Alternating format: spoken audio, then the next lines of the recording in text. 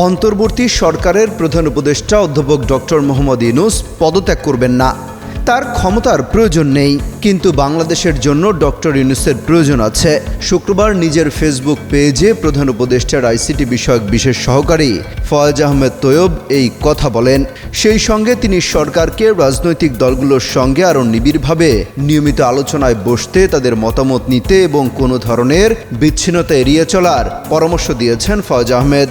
তিনি লেখেন, ক্যাবিনেটকে আরও গতিশীল হতে হবে, সরকারকে আরও বেশি ফাংশনাল হতে হবে, উপদেষ্টাদের আরও বেশি কাজ করতে হবে, দৃশ্যমান অগ্রগতি জনতার সামনে উপস্থাপন করতে হবে।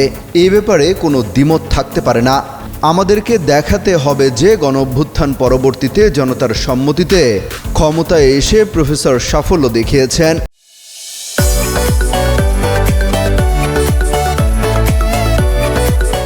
বিশ্ব সম্প্রদায়ের কাছে ডক্টর মোহাম্মদ ইউনূসের সম্মান আছে, এটার রক্ষা করা দায়িত্ব।